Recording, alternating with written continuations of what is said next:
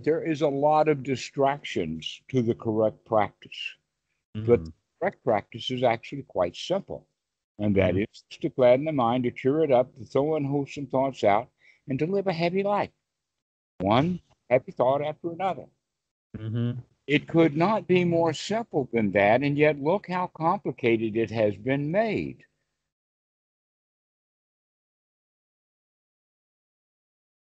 So, Ben, it's good to see you. Glad Good to to see see you you again. too. Hear that you've gotten a new job. Yes, yes. So, So, talk about that. You mentioned something on the fly that I thought really needed to be put on there when you were actually talking about it as a distinction between East and West, and so I'll let you flow back again with that point. mm-hmm. Mm-hmm. So, yes, I've started a new job. Monday to Friday, 9 to 5. I'm working as a laboratory technician in a DNA analysis company. So a lot of science and a lot of carryover from what I've learned at university. So I'm quite excited to get stuck in and to learn and learn all the technical aspects of it, all of the pipetting and use of chemicals and whatnot. It's very valuable lab I experience. see. And Right. uh-huh. In your world, you would say that in the case of you either bait or cut fish, you're cutting fish. Yeah, yeah. Well, There's a little bit of mix around with the words there. well, the company gets sent water samples and in these special filters that they designed, and what we the DNA in the filters, and then we're able to tell what animals are present in the water sample. So it's a very, very powerful piece of analysis, which I've learned about in university, but never had the opportunity to carry out myself. So I'm very excited to be involved in this. But May I ask you a technical question, just on the yes, of side? course. Hmm. They say that as the temperature of the air rises, the more moisture it will contain. So that when the temperature falls, when there's a lot of moisture in the air, they call it rain. My question Yes, is that yes. as the temperature of water rises, what happens to the salinity To the as opposed, salinity.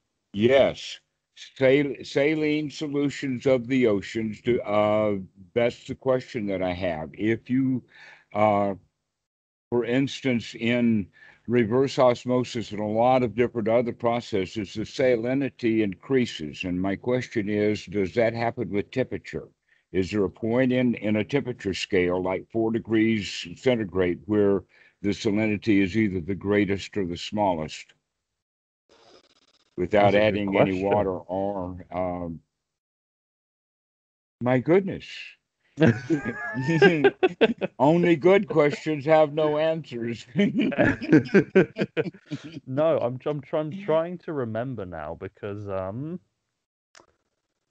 around the equator, well, the salinity of seawater is always about, give or take, about 35 psu, no matter where you go, really. In the Arctic and the Antarctic, you have slightly uh, denser water Hmm. because although it's colder, where the ice forms, it sucks water out, so you're left with less volume of water but with more salt. So then Right. you get things called haloclines, which you're able to track because they're heavier and they stay uniform. But around the Right. So I'm equator, talking obviously, about it it's in the sense of heating it up rather yeah, than cooling it down to 4 degrees Kelvin, or excuse me, 4 degrees centigrade, which I mhm, believe is the largest volume, or is it yeah, 4 degrees Fahrenheit? One or the other is. That's why bottles break in the freezer, is mhm, because when ice starts to form, that's when it's at its largest. and that's also at the point where the salt is forced out. Mhm. But I'm talking about what happens then at the other end of the scale. What happens if we go 2, 3, 400 degrees? If you go to 300 or 400 degrees, you're not going to have any water. It's going Well, to be it evaporated away. well, it is if it's going to be in a glass-lined or somewhat uh, pipeline that Mm. has solar panels all around it, where you're piping water with the intention of piping it into the desert and getting it as hot as you can. Mm-hmm. By the time that it reaches the place where you're really going to boil the heck out of Well, around the equator and whatnot, it's warmer. You've got more evaporation, so the water is more dense, more salty even, and less dense. But I can't speak for water in a pipe, saline water at a couple it. hundred degrees. Unfortunately, I don't know that. Okay. Well, never mind. It Yeah. was just a passing question anyway. Mm, I'm sure mm. that whoever really needs to know the answer will find it. Yes, I'm sure they will. So, in So, in any case, yes. So, congratulations, you've gotten employment, I have, yes, yes. and let us not say the word, but rather dance around the word work, because if you think of it as a job, then uh, uh, we automatically go into it with the wrong kind of attitude rather than the attitude of exploring.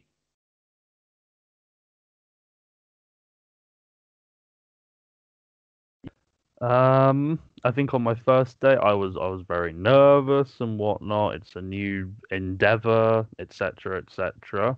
But from being there a week, I've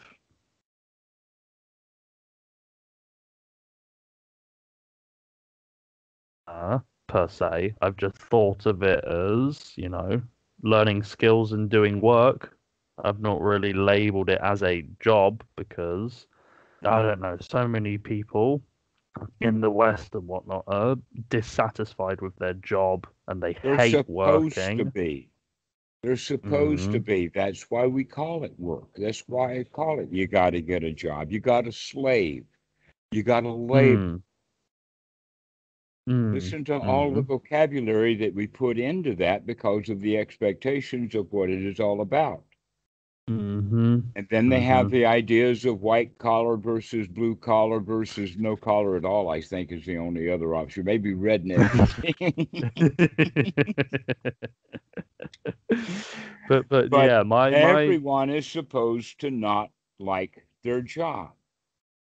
mm, Even the people who are making tons of money, they really don't like it because people who are making a lot of money always do it in a dirty way and they don't like the dirt, mm-hmm, as well as mm-hmm. the fear that somebody may be on their dirt trail. Yeah, very scary. But yeah, so I haven't been thinking of it like that.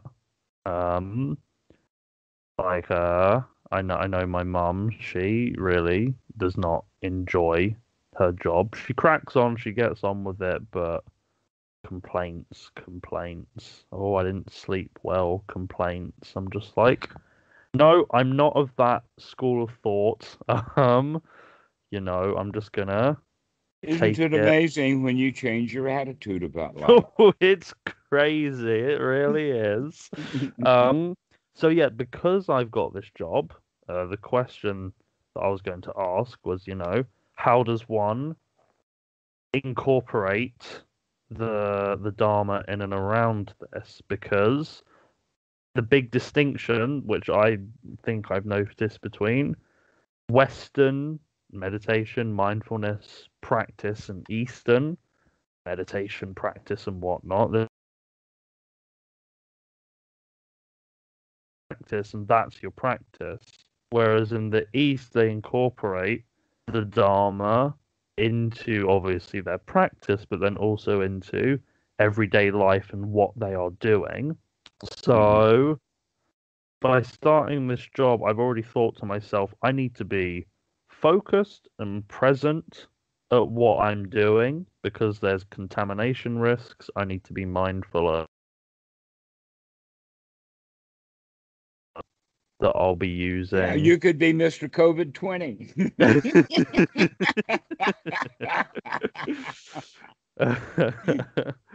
Yeah, but yeah, so that's the distinction that I've made, and I'm wondering how I can incorporate the Dharma and its teachings into this new job. Yes, you made a remark when we were first turning the video on Mm, about how in the West, that the Western ideal is that uh, you you sit and meditate to, that's it. it's almost like recharging a battery Yeah, yeah. or charging a battery, getting a Mm. battery up, and then you can take that battery out into the world and And use then the, it and then it, depletes, and then and you okay, charge and it then back you come off, back and and it charge depletes. it back. Enter. Isn't that an interesting way of looking at it? That kind of view. Mm, Um, while battery technology itself is still problematic, yes. and as they're making great gains with it, it's still not up to scratch, even in the physical world. Even Mhm, with liquid flow and ion air and all of these other brand new technologies, liquid metal, um, they haven't really um, you know, done their lived up to their expectations and the desire. All right. mhm, So, mhm, given that that's the physical reality of things, imagine about that with the emotional reality or the spiritual reality on the other hand. mm, All right. That in fact, possibly the best that we could hope for in a human world would be the equivalent of on the highway, you would have a hybrid. yeah, yeah. Okay. And that hybrid then is going to have a really, really excellent battery storage, but it can also top up on the way. Mhm, And so the engines then are highly finely tuned to crank up, put out as much energy as they can for a short period of time, and then turn back off again. And that's done mhm, on a regular basis. Okay. That then would be more like the sati of turning that engine on, cranking things back up, repowering, regenerating, get your attitude, get your mojo going, and then we can coast on the batteries for a little while and then mm, pop, start that thing up, get it going again. yeah. Okay, so this would be a way that we could look at it. Now, it's very interesting. There's another rationale that I can see that's built into the society that's older and deeper than you might imagine. Okay. And that is the idea in Christianity of paying penance or doing your dues or getting away with it or whatever like that. 17 Hail Marys. This is really built deep into the Western psyche of you got to pay for it. Mm, And so this gives them the idea that they have to go and recharge the batteries in the meditation retreat, which is basically nothing more than, in another way of saying it, that those going to a meditation retreat being like taking mhm, piano lessons. yeah. Okay. And it's pretty good to keep taking piano lessons because the more often you take them, but you're not going to learn to play the piano if you only take piano lessons. You got to take it home and practice. Exactly. There can't be a disconnect, you know? Like, I play the drums.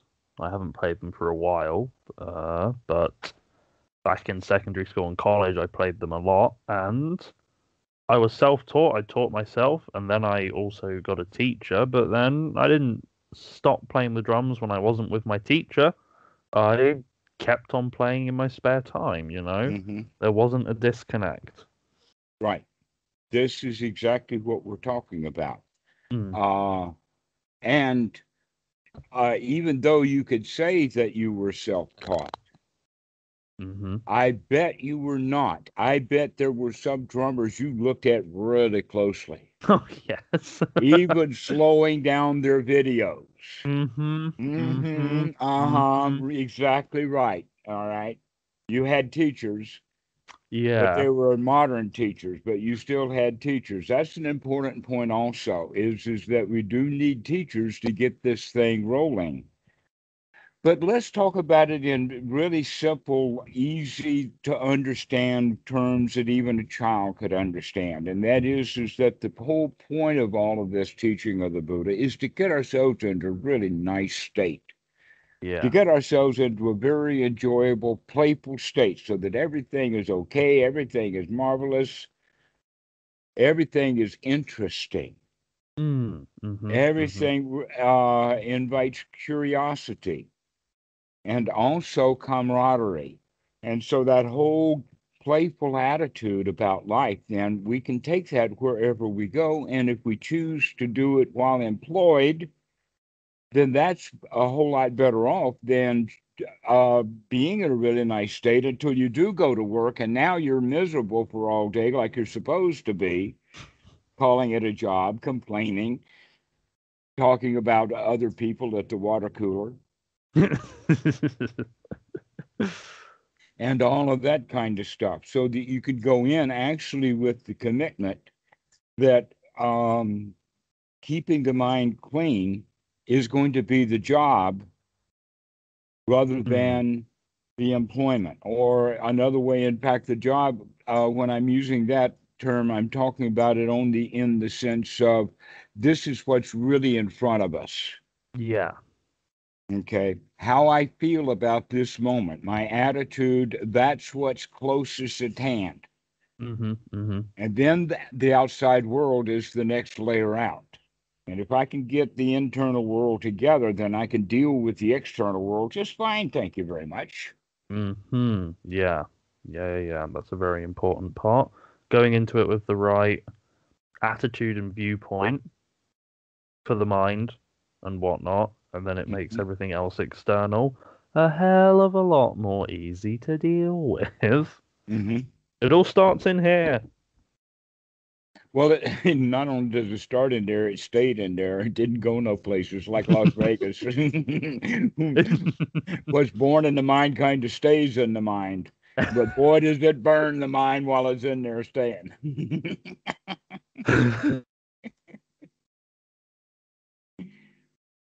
Goodness. Yeah, yeah. And then So, it's not what's in the mind that leaks out, it's the adrenaline instead. That's what mm, gets leaked out. And so now the body is affected, but it all stayed in the mind anyway. yeah, yeah. No matter how hard you try to convince that guy he's such a klutz and that's why I'm angry, it still stayed in the mind. It didn't get over there. He didn't buy it an inch. Yes, it all stays in the mind. But And so when we recognize we got a choice about that, mm, we really do have a choice about what gets in the mind and what stays in the mind. In fact, that's mm-hmm, one of the teachings of the Buddha when he talks about what invades the mind and remains. That's the mm. important key. Okay, and there is some stuff about it in the what's called the Honeyball Sutta, which is number 18 A in the honeyball Vajrayanaka. suitor. Right. Oh. But what it's actually talking about is that the repetitious perceptions that tinge and cling to the mind and repeat themselves over and over and over again um, really puts us in a down state Mm-hmm. because we cling to them. It's almost like they get ground in as a habit. Yeah, it makes sense in terms of psychology and brain neuroscience as well. The more that you cling to them, the more you think about them, the stronger the associated neurons are going to Precisely be. so. And so, in that regard, we can almost say that we do that even with certain television networks and certain stations or certain news kind of systems so that we will not listen to what the other side has to say.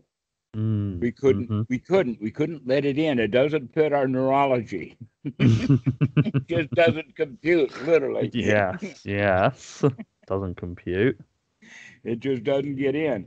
So in that way, we get really, really narrow-minded. And the reason that it doesn't get in is because we've already got the neuron pattern set up the way that it was. Yeah. And so this whole system of anapanasati is like rewiring the mind. Yeah. Yeah, yeah, yeah.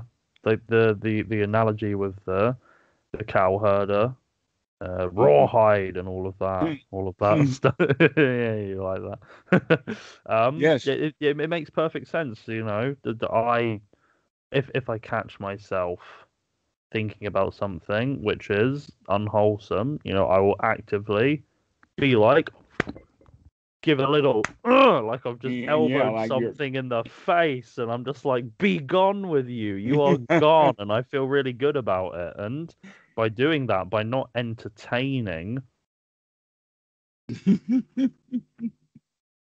or has arisen, you're actively not using those neurons in your brain which are associated with it, which means they're going to get weaker and weaker and degrade. So the space between having that unwholesome thought is going to get larger and larger and larger and larger and larger until you don't anymore. That's exactly the way that the Buddha describes it, and that's the way that so many people experience in that. So, Mm. congratulations, you're just going right down the same path that so many have gone before, is to recognize we can change. We literally can change the chemistry of the mind. We can change the way we feel. It's a very liberating feeling. Hmm. Very, very, very, very. Mm. And so, practicing that merely on the cushion, what's the point? You If we need can to feel that. incorporate it into Mhm. everyday life. You need to. Hmm. So you could think of it in this way: is that we only need to sit on the cushion long enough to get ourselves into a really, really nice state. Hmm. And then what we do is that we maintain that nice state no matter what, while we do things like opening our eyes and turning around as we get up and stand Mm. and take a deep breath and say, yes, I can stand here and feel this same way. And then we start to walk. And we can recognize that we can walk in this state. Mm. All right. This is what walking meditation is all about. In fact, the second jhana is the not the secret, but the old story is that in walking meditation we can actually reach second jhana. That in fact Mm. that's the reason why you want to set boundaries.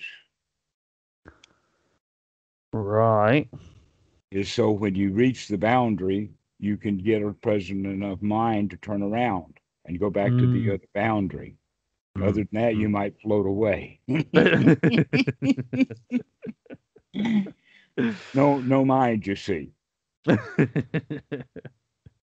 And so we can, in fact, get into really, really nice states of first jhana while we're walking around. So that's the first thing. What we can Mm. also go back to the sutta where the Buddha was talking about.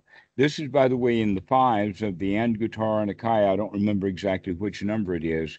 When Mhm. he's talking about 5 ways to reach the first jhana, or in Mm. our child's language, 5 ways to get yourself into a really delighted state.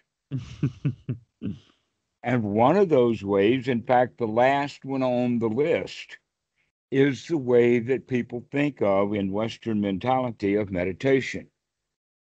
Okay. Mm. Now, the important point is that the sitting down in the meditation, the first job is to clean the mind of unwholesome thoughts. That's Yes. the first and only job, basically. First item on the list. Take a deep breath and clear the mind of all unwholesome thoughts. Well, that can be done while standing. That can be Hmm. done while walking. That can be Mm. done before we speak. Yeah. Yeah. And so we can speak while the mind is still clear.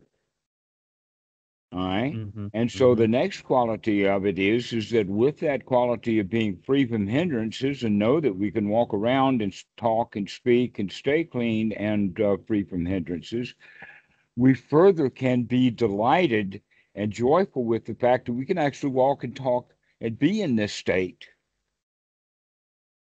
Isn't that marvelous? That's really great that we can actually sit here and be in First John and know that. And Yeah. that's when we start looking at these other four ways that the Buddha talks about getting the mind into this really nice state. Mm-hmm. And all four of them have to do with various occurrences of being in the Dhamma, with the Mm-hmm. concept and the understanding that the Dhamma, the actual teachings of the Buddha, which we're talking about dukkha, dukkha nirodha, the Four Noble Truths, the Eightfold Noble Path, paticca samuppada, anapanasati, you know, that little ball of wax that we've got is a new toy to play with. Okay. Yeah. That thing is wholesome and noble. It's Mm. noble because it's always been the truth that it's wholesome. So wholesome and noble and long term, long lasting. The noble truths have always been noble and have always been liberating, Mm. always been wholesome. That's the remarkable part about it. So while we're talking about the Dhamma, we're only thinking about wholesome.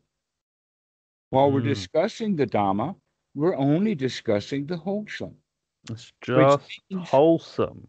just Nothing but wholesome. there are no room for any unwholesome thoughts in a wholesome conversation of the Dhamma. And because of that, it leaves both the speaker and the listener in the position of marching right into first jhana. Mm. And we can also recognize that that's one way and two way. The first way is that the student can enter the first jhana by listening to the teacher. The second one is that the teacher can enter into the first jhana by teaching the Dhamma. And in fact, that's the whole Mm. reason for being able to teach the Dhamma is by being able to demonstrate the fact that you can be in the state that we're talking about and inviting the student into it. And then the next Right. point is that we can also do that by reciting and rehearsing the Dhamma. Now, in the Pali language, a lot of people don't really know what it is, and it doesn't mean anything, and it's all magical anyway. But if you really understand what is the teaching and going over it and mulling over it, one just by chanting can get oneself into that first jhana, because already the Dhamma itself that we're chanting and rehearsing, knowing what it means that the mind is free from unwholesome states. Mm. And then there's the interesting one, the fourth one. And that is in ordinary life, while we're mulling over and just thinking about the Dhamma, got nothing much else on the mind, we can actually get in ourselves into a joyous state. And that can happen even when we're driving the car. Mm. That if we have our mind completely focused on my how nice it is, my how wonderful this Dhamma is, that I really do feel free from all problems and all worries. Oh, what a beautiful drive this is, and we're just tooling down the road. But in this case, we're completely mindful because at least we've got the mind in the present moment. We're watching where we're going and we're relishing it. We're Yeah. really here now, and it's marvelous. Be present. hmm Which is a whole lot better driving than most people do who are eating ham sandwich or talking on the phone or screaming at the kids or looking for a document that they forgot to bring with them or any of that other kind of stuff that causes automobile accidents. Yeah. Very dangerous. If you're a really, really rich dude and you want a really excellent driver, go to the Watt and get a meditator. And have him show he knows where he's going and he's watching. Yes, very good point. Mm. But yeah, so starting this job, I'm seeing ways to be really apply the Dharma while I am doing what I will be doing. hmm Like you say, while you're driving, you've got to be mindful and whatnot. So Hmm. while I'm doing what I'm doing, I've got to be mindful. I've got to Right. pay Well, if attention to you what I'm doing. There's a process to it. listen, if you pull that Corona 20 virus molecule or little dude out of its petri dish and you hold it up with your tweezers, you watch what you're doing.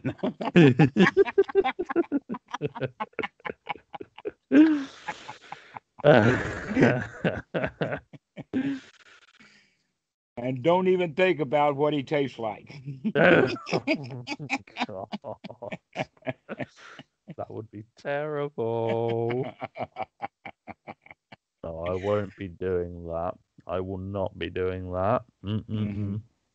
So, mindfulness of what your hands are doing Mm-hmm. is determined upon the mindfulness of the mind of being in the present moment anyway. Yeah. Yeah. And so while your mind, what is like a switch that turns on and off, are you just going to be in the mind thinking about whatever it is and doing what you're doing with your hands by rote? And maybe occasionally paying attention to what your hands are doing, but mostly you're thinking about mom and the fight you had yesterday or goodness knows whatever. You on like autopilot. Right, like on autopilot, to where now we're going to say, no, I'm really going to pay attention to what's going on Mm-hmm. because I might miss something really important when I'm thinking about mom. Exactly. Exactly. There was a big talk about contamination protocols and stuff like that. So there is no room for error. All right. I can't Mm-hmm. be thinking about mum, dad, or the dog. I've got to be really dialed in and present. I've got to be aware of what my hands are doing. I've got to be aware of where I'm placing stuff Mm-hmm. and stuff like that. So it may not be conventional sitting meditation, but I see opportunities to really be present and apply the Dharma in this setting. How do we talk about it then? And you use the word conventional. I've also heard the word traditional, heard the word orthodox, which I mean, you hear the Ah, huh? direction I'm going, all Yeah. the way down to ultra orthodox. And when you get all the way down to orthodox, ultra orthodox, aren't you back to the practice of the Buddha, which in Thailand they call it, by the way, anti-Ashoka, which means let's take the things back the way that they were before Ashoka. Ah, okay. Okay, which all that far back would be the actual practice then of the Buddha, because we're only talking about Ashoka was either the grandson, the great grandson of the great grandson of King Bimbisara, who was a contemporary of the Buddha, Hmm. Hmm. and it was his lineage that were the warriors, and he eventually took over the whole area where Pasanati, I think, and his crowd were kind of consumed with this whole Magadhi thing. Right. So in any case, um, before Ashoka, there was very little problems and controversies, and everybody kind of knew how to practice. It was when, Hmm. in the time of Ashoka, when it became really, really, actually, you could say it was royally supported. Mm. When he built monasteries and he built robes and he gave bowls, and anybody who wanted to ordain him, for some reason, he thought that it was good to have a whole lot of monks rather than a few good monks. You're a monk. You're a monk. You're a monk. Right. Everybody's a Everybody's a monk. monk. And when that happened, then the really good monks had no possible way of training all Mm. of those monks. And so the actual teaching of the Buddha did remain alive, but it became kind of secluded and sequestered off to the side, but still living within the realms of the Dhamma. Hmm. And it's always been that way. The noble Dhamma has always been there. That's the clue that Bhikkhu Buddha Adasa didn't even know about until he stumbled onto it. And then was Yeah. kind of invited into the old boys club that had been going along all along. Mm. So this whole idea then is that if the actual practice and the teaching of the Buddha that is actually kind of simple can be encased, modified, shaved, and done a few things with, we can still present it as if that it was something valuable, but in fact, we're giving you a broken clock. Mm. And this is part of that idea is that meditation is something that you do to charge your batteries. Yeah. Yeah. Okay, that's part of it. Rather than the practice of anapanasati is you need sati when you need it. And you need to practice up so that you got it when you need it. Yes. Yes. And this is the real issue then that there has been side issues that have been brought in. One of the issues would be magical powers. Yeah. And when people want magical powers that they don't have, that means that they want something that they don't have, and they're in Paducah and whatever practicing they are doing in order to get those magical powers don't work. My favorite example, in fact, is that it's a big deal in Hinduism, and I think in New Agey and now Buddhism and all of that, is celibacy and magical powers are somehow linked together. Have you ever heard of that? I've heard of it, and I immediately was like, All right, well, here's double. And and that is that where the history of the Catholic Church and their celibacy came from was because of politics, because of yeah. who owned the church when their old priest died.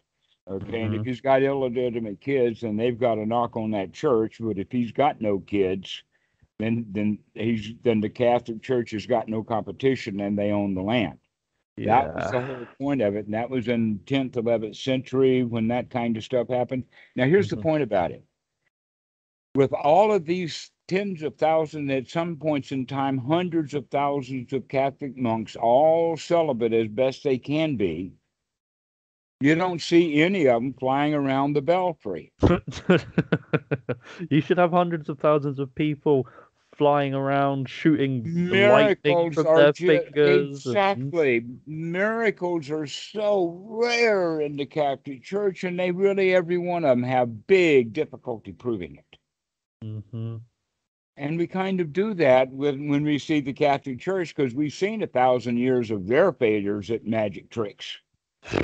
And then we walk over there to Buddhism and say, gimme, gimme, gimme, gimme, gimme. And like you're expecting anything new. Mm. You're expecting something new here. Yeah, yeah. Yeah, celibacy in Asia is different than celibacy in the Catholic Church. Mm-hmm. And in fact, one of the places where I was really familiar with that was that when I was a monk in the United States, and there was an old Laotian monk who needed to go to the doctor, and he went, and the doctor told him he needed to go have prostate examination. So I went with him, drove him to the prostate examination, was standing there beside the monk while the finger up the butt and all of that. I mean, talking to the doctor Uh-huh, uh-huh. and this whole show. And so the whole point is that the doctor assumed because he was a Buddhist monk, and this is in North Carolina, where there's a lot of Catholics. Mm-hmm. A lot of Catholics. We were within 20 miles of a Catholic monastery up there in Greensboro, North Carolina. So a Wow. lot of Catholics on the East Coast of the U.S. Mm-hmm. And so he said that this guy's got to go to surgery. And so he didn't want to do it there because this guy didn't want to give him free gratis. And so with the network, we found a doctor who would do it in California. We got him into California. The doctor there did it and says, this guy doesn't have prostate cancer. He doesn't need surgery. Eh? That was because the doctor assumed because he was a monk that what he did feel was good enough to think that he did have it. Ah, It fit the model. Okay. What do they call that when the cops right. do it? Profiling. Pro- Oh dear. Okay, so that was a direct case of that kind of profiling. Mhm. Okay, so much for wanting spiritual powers, but there are real powers. In fact, Eckhart Tolle wrote a book on the power of the now, the power of clarity of mind. The power of seeing Oh, behaviors. We call it clairvoyance or yes, clairaudience when I've you're heard of actually the book. listening to what people are saying. When Yeah. you hear the devas in their mind talking. Yes. Yes. All You right, can so there are hear the real powers, alterations. Mm. but the real powers have to do with the power of being in the present moment, Yes. not the powers of celibacy of rounding the corner at 200 miles an hour and 20 feet in the air. Dear. So the next one is also very closely related to that, and that's the issue of rebirth. We could just touch that base. Yeah. And that is also the very same case that if the here now is all that's important, then the very good idea is to get rid of the past that's 10 years ago. Then what about 10,000 years ago, too? Mm. Not only that, but if I have choices enough in this present moment to change my childhood and to change even the way the genes operate in the sense of no longer going around in instinctual behavior, but rather watching what's going on because we're mindful and alert. I'm almost about to say the word woke, but I think that's been taken now for another use. Oh God, that word's been thrown around so much. It's so... God. So anyway, this is the idea then is that the practice of sati, that's what we want to try to practice during the day, is to remember to wake up, Yeah, to yeah, yeah. remember to take a deep breath, to remember to be Yes. here now. Yeah, yeah. Then we don't have to worry about the deep dark past, whether that deep dark past was 10 minutes ago, 10 hours ago, 10 years ago, 10,000 years ago. It doesn't matter what it was in the past, because we Exactly. have this present moment a choice to not live in the past, but Yeah. to live in the future, to live in the present moment, this Not the present moment. future. Not the future. Not No, no, not way no. out there. No, not what people do for merit making, Yeah, yeah, yeah. planning for the future, because this one's not good enough. It's so not good enough. I can't do anything about it. It's not good enough. Is generally the attitude. Yes, And all I unfortunately. can do in this life is to at least make my next life of misery more comfortable. It's still misery. Uh, Well, but someday my mm, prince will come. no, no, you can't rely on somebody else like that to just magically make Exactly. everything better. Exactly. Well, that's what the every religion more or less promises. Comes back to victimhood. Woe is me, woe is me. Mhm. Somebody rescue me. That's the basic, most fundamental level of doubt that people have. When people believe in rebirth and reincarnation, it always has to do with some subtlety. I'm out of control here, and Mm, I'm either in my past or in my future, and not really in this present time. Because I'm mm, not in control of this present time. My past is in control of this present time. Well, that's true up to a point. mm. And the point is that we can change it. Yes. Be It doesn't present. be present. Turn the automatic pilot off and fly your own plane. Yeah. Yeah. So this So is many how you can people do it. just don't do Mm. it though. It's ridiculous. So many Well, people just don't. yes, but they don't understand that they Mm, have the opportunity to. And part of mm, that is because of that old doubt that has to do with I can't do it myself. I'm not up to the task. Therefore, I have to rely upon something else, my past, my future. Someday my prince will come. Um, you I'll know, get it in the next life. I'll get it in the next life. Something will happen. I'll meet my guru someday. How to say it? My other half is out there, my soulmate. There's all kinds of Soulmate, stories yeah. about this. And it always has to do with hoping based upon the fact that the present moment is not good enough. So Mm. instead of working on making the present moment good enough, they're still pining with the present not good enough on and on and on and on, while none of that stuff that they want that's going to make the present moment good enough ever happens. Never happens. Mm-hmm. So here's the practice is that we can make this present moment good enough if we remember that it actually is good enough. That's the part that makes it marvelous, is that things are actually marvelous. Yeah, yeah. People just have an automatic perception of it's It's dangerous. shit, it's crap, it's this, it's that. But it's good, and you work on making it good enough, and then it's almost like a self-fulfilling prophecy. If it's good, and then you notice good, and then it's just more good, and woo, Hmm. good. Well, you can imagine, you know the story of Sisyphus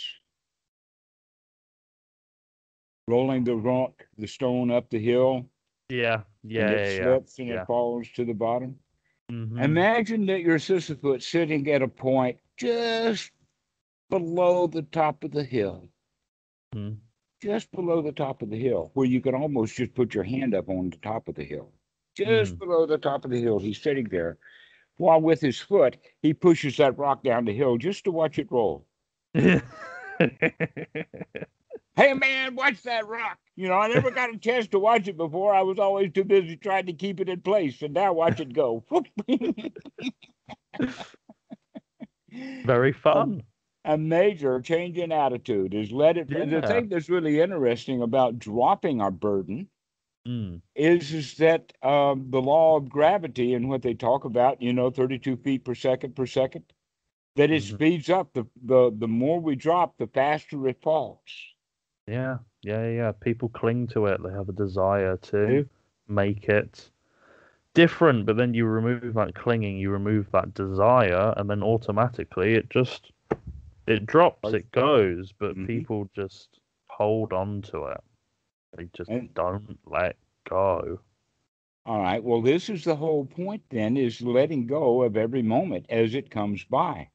That Mm. just because this moment is marvelous doesn't mean that we're going to try to keep it. If it does, I mean, you think butter rots? This moment really, there is gone. And so we don't cling to it and we let it go. Everything is arising and passing away, constantly arising and passing away. And quite a show it is, too. Mm. And everybody doesn't know, but everybody's got a ticket to the show. Whether you use the ticket And or not. everybody's got a ticket to the show. And so all Mm. we have to do is just enjoy the show. And so many people are screaming, I want my money back. I want my money back. And all we have to do is just enjoy the show. Yeah. Because everything is arising and passing away, and things keep changing and changing. And so we just watch that and just let it go. Just let it go. We're in the flow. Mm. Mm. And so we can maintain that state much of the day. Yeah. Yeah. It's Just still remember, very keep remembering, keep practicing. Every time that you recognize you're not in that flow state, pop back in. have that wake up. Hmm. That wake up. Yeah. So How's your this is breath? why we practice on the seat, on the stool, or on the cushion, or in the It's to meditation refine our skills for is everyday life. to get the mind ready Mm-hmm. to go boating Mm. back out into Mm-hmm. the swamp. Yeah. Hmm. I But told you why? that Why? story Why about the log in the bog, didn't I? a log in the bog? I don't think Yeah. you did. No. The story, oh, sorry about that. Yes, I'm referring to a story that the Buddha told. It's actually in Sutta number 36 in the Majjhima Nikaya. Mm-hmm. And that is the story that if you go into a swamp, that the trees that live there and die there and fall over, they will become completely submerged or just the very top of the log. You cannot go into the swamp, so the story goes, with fire-making equipment the way that they had in the time of the Buddha and rub things together and get that Mm-hmm. log to set on fire. It just won't set on fire. Mm. However, you can take that log out of the bog and set it on the shore, but it Mm. still won't catch on fire because it's still waterlogged. Yeah. However, if you leave it in the sun and let your gravity pull the water down, the sun shines on the top, and then you can actually start getting it to burn. This is Yeah. in fact how they make dugout canoes anyway. Ah.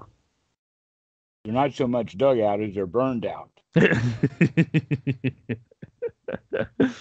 But anyhow, now that we get the dugout, we can get it back into the water, and we can use it as a boat instead of as a uh, uh, kind of dangerous, Yeah. not Yeah. Yeah. usable. Yeah. This is how we think of the mind then, is we want to get it out of the bog, Mm-hmm. but we want to get it boat worthy so that we can put it back into the bog.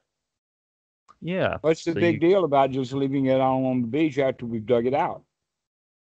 No, we want to put it back in the bog. We want to put it to use. So this Mm. is also the mind too. We want to get the mind dug out enough to where we could use it as a raft so that we can Mm. go floating and a boating.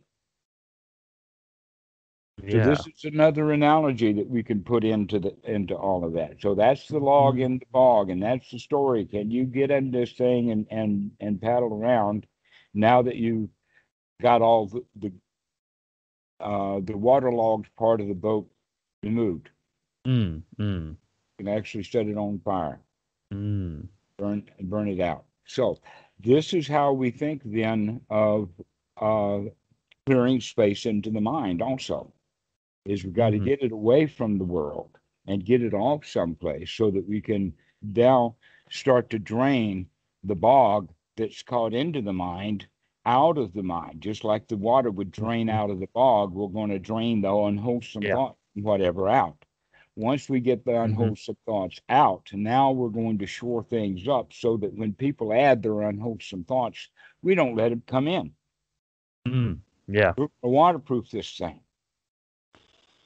And so this It's is nice and another part of secure. the right, so that you don't get affected by the unhappiness of others. But we can talk about this more because this is, in fact, a major part of the teaching, and that is Mm-hmm. the whole quality of metta and how to deal with the world of struggle and sorrow. And the answer to that Mm. is joyfully. Mm-hmm. But you got to have the joy. Gotta have the joy first. Got to have the joy first. Don't Mm. go into battle hoping that somebody will fall and you get their sword. You're going to be. Just running on the battlefield, no armor, no shield, no nothing, and you're just like, Yeah, where's the exactly. stuff? Where's the stuff? Ah! Exactly, exactly. No, we need to be armed with the Dhamma. Take the Dhamma Yeah. with us. Okay, then keep the mind wholesome. And so that's the way we can get started with this. And you're right that this is the whole point of it. The sitting practice is actually to get us ready, Mm. and then to retreat and get ready again, and then retreat and get ready again, and Mm. keep coming Mm. in and out until pretty soon you can handle this job, because it's not a Yeah. job anymore. It's just what we're doing right now while we're having a ball. Yeah. Yeah. Yeah. Yeah. Think of That's it, in the. fact, as a celebration. Mm. That your job is not celebrating getting a job, the celebration is the doing the job. Yeah. And so let the job become a celebration. Yeehaw! Look at that little girl crawl. He crawled right across my microscope lens. Oh.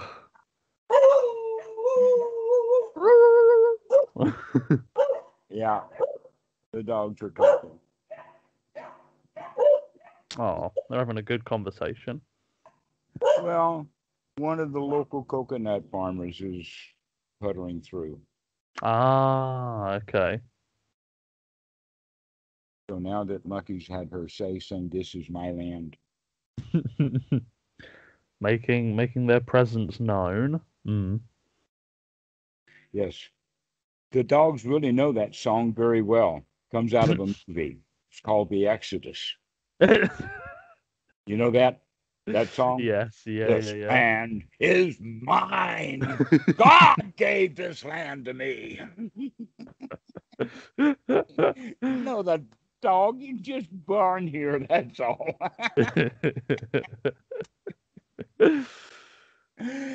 So that's the territorial instinct. The Yes, dogs play with yes. it very well. So do the humans. Oh yeah, the humans felt it very well. Mm. Okay. So to finish this talk off, let's round one point up, and that is that there is a lot of distractions to the correct practice. But the Mm. correct practice is actually quite simple. And that Mm. is to gladden the mind, to cheer it up, to throw unwholesome thoughts out, and to live a happy life. One happy thought after another. Mm-hmm. It could not be more simple than that, and yet look how complicated it has been made. Yeah, incredibly complicated. So unnecessarily Necessary. complicated. This is Yeah. why it's actually, you could see that over time that it actually got a few enemies. How can Mm. anything be that simple and that easy? And the worst part of it is that, and if those people go do that, then I can't make any money off of it. And so stop them Buddhas because they're going to destroy our poor box income. It is, yeah.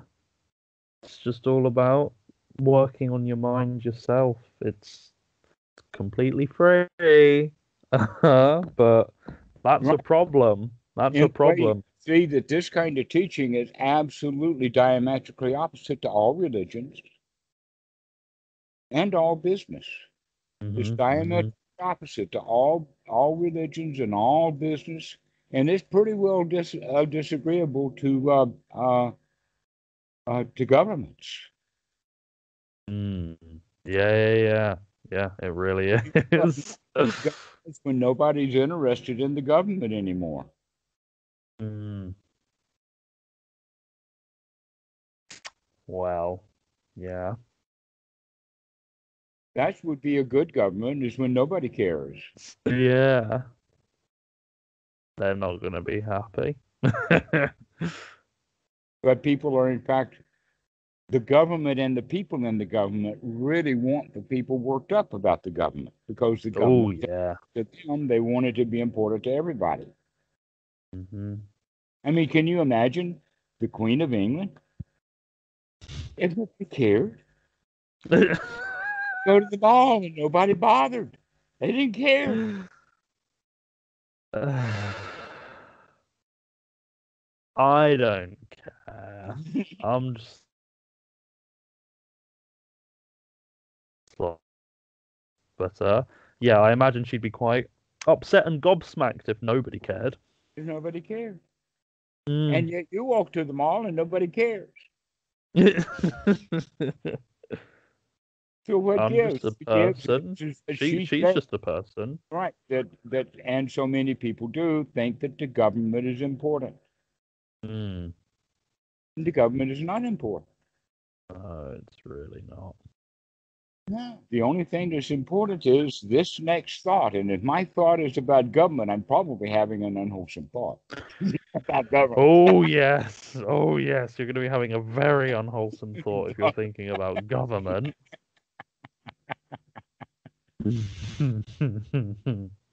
Very unwholesome. Don't be Uh, catching yourself thinking about that. Mm-mm-mm-mm.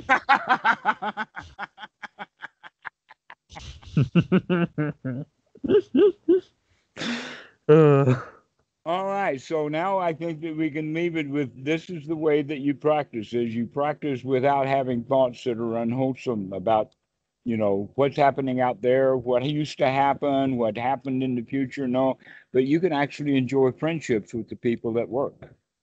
yeah, yeah, Hey, come look at this dude wiggle. yeah. Yes, no, my first week has definitely been good. Definitely. Small team, small unit that I'm in, and I've been trying my best to apply the Dharma to what I've been doing, and I think it's been pretty successful, which is great. Great. It actually is easy. Yeah, All it you have to is. It do is is. remember. Yeah, yeah. Funny thing about that, isn't it? All you have to do is whole remember. whole lot of remembrance. Yeah. Yeah. All right. Well, we'll talk to you later then. Up a little bit more. Something else that I found helping is being in Dharma groups as well, like your Discord channel and whatnot. Actually, Yes, seeing messages about people who are talking about the Dharma, it makes you think, oh, the Dharma, and then you're building upon it even more. And I spoke to Olivia yesterday as well. We had a discussion about it and everything, and she said she'll call you again very soon. excellent. I'd like to see her. Yes, yes, Yes, yes, that's yes. very good. Yes, to keep with the friends in the Dhamma. Have I sent you some Skype links? I don't think you've sent me links on Skype, but you've sent me the Discord channel, which has, Okay, loads and it's loads of got people in it. yes. Okay, so I strongly encourage for people to go to meet each other on Discord and then go off on to Skype or Zoom or whatever they want to do and have conversations at twos and threes at a time. Yeah. Talking It's about the Dhamma, definitely. there's really nothing worth else talking about, Yeah, you talk about it, you think about it, you apply it, and you and it begins to work in a profound way. feel. All right, Ben. Well, we'll see you later. Yes, lovely conversation as always. Thank you, and speak to you again soon. See you. Okay, tell me all Take about it. care. Okay, Will bye do. bye. Bye.